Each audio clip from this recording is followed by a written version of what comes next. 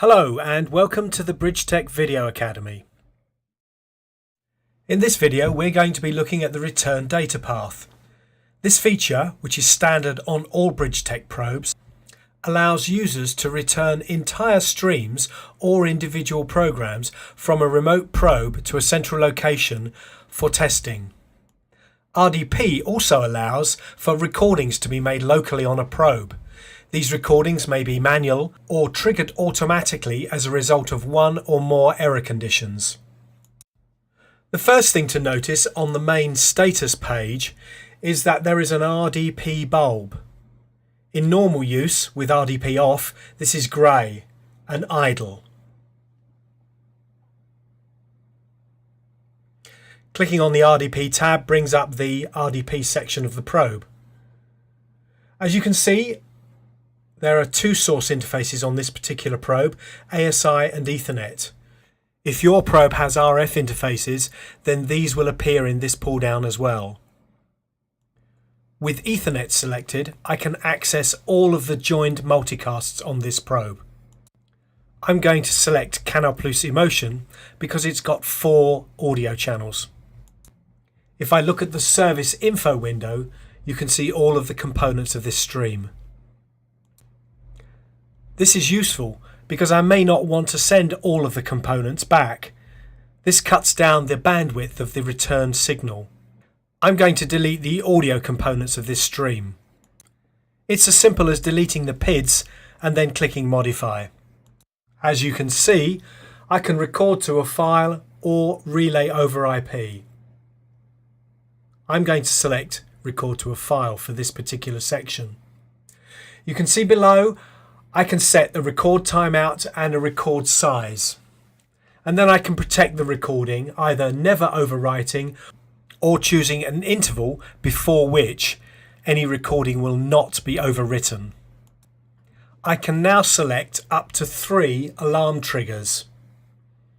And you can see from this drop down, the number of conditions that would trigger a recording are extensive. For now though, I'm going to leave it at none. If I now click the record button, the recording will start. Clicking back to the main status page, I can now see that the RDP bulb is green. It's active and the current status is recording. Clicking the recording button for a second time stops the recording. Looking to the right, we can now see that we have 2 files recorded, the transport stream itself and a metadata file. Use standard right-click mouse controls to download either of these files to the local PC. Click Delete to delete both of these files. I'm now going to select a couple of fault conditions to trigger an automatic recording.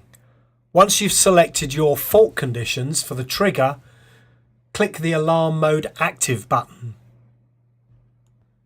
This triggers a continuous recording loop that is stopped when one or more of the fault conditions occurs. This traps the fault condition in the middle of the recording. Select 2 or more alarm conditions if required, then click the Apply button.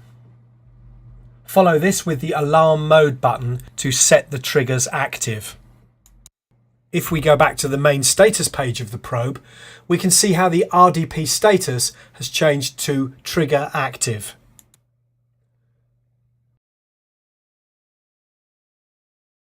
The Record button to the right of the Alarm Mode button allows a manual recording to be made any time the trigger is active. Clicking the Alarm Mode button for a second time disarms the trigger. Let's see now how RDP can return a live stream from a remote probe. I'm going to select a probe this time with an RF interface. The first thing to notice is that the stream info box shows tuning status not locked. This means that the tuner is not locked to a particular frequency and will tune away at the end of the analysis period. So this doesn't happen, I'm going to go to the ETR 290 tab and lock the tuning to BBC Mux A. Now the stream information shows the tuning status as locked. You can see that this probe has additional interfaces to choose from. The entire transport stream is more than 24 megabits per second, and I don't want to relay this entire stream, so I will select one program, BBC One. You can see that the stream info box now displays what is quite a complex service. I'm going to delete all of these extra data PIDs, leaving just the audio and video PIDs.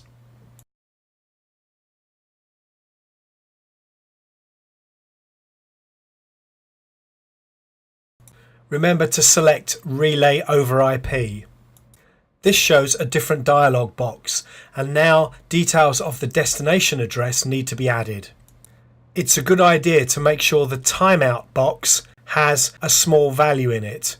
It's very easy to lose control of a probe if you are relaying a large amount of data across the management interface. This will ensure that after 5 minutes the relay will stop and control may be regained. Select UDP or RTP and then select either the management interface or the data interface. Before you use the management interface, it's important to ensure that your management network has sufficient bandwidth for this return stream. Remember to click the Apply button. Clicking the Relay button will start the streaming. The RDP section of the main status page shows that RDP is relaying via Ethernet 2, in other words the management interface. Notice how the ETR statistics for the COFDM1 interface remind you that this is locked to the chosen MUX. Okay, let's take a look at this live stream. I've already set the destination IP address to be the address of my PC, and now I'm looking at VLC. All I need to do is to set up the UDP stream and click Open.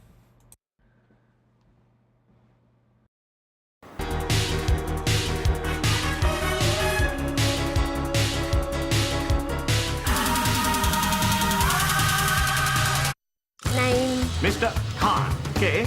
H for hat, A for Asian, N for knowledge.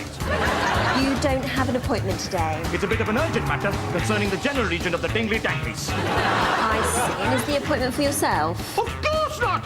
Do I look like I've got a problem with my Dingley Danglies? Oh! I'm as fit as a halal butcher's dog, don't worry about me. Citizen Khan continues Friday at 9:30 on BBC One and catch up on BBC iPlayer. Clicking the relay button again stops the stream. The VB330 now has an option to factory fit an SD card. This enables multiple recordings to be made and recordings of much greater length.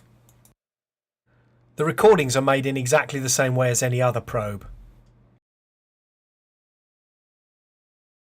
After the recording has finished, navigate to the Data tab and then the Storage tab. This will bring forward a list of all of the current recordings held on the SD card.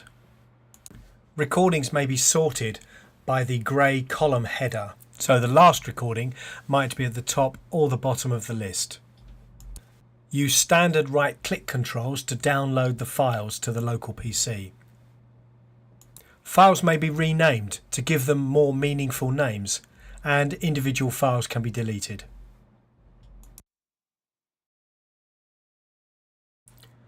That concludes this look at the RDP function in action. RDP is standard functionality on all Bridgetech probes. Manual local recordings can be made at the click of a button. Automatic recordings may be triggered by up to 3 local events.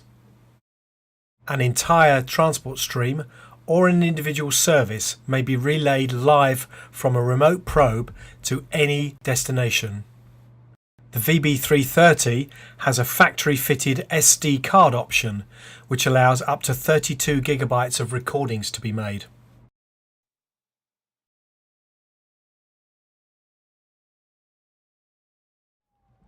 We hope you found this video interesting and useful. Be sure to check out the others in the series. If you've got any ideas for videos you'd like to see, email us with your suggestion.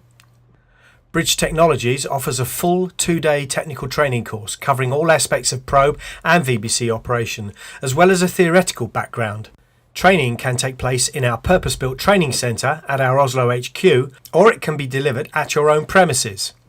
If you want to contact us, visit our website or email us at training@bridgetech.tv.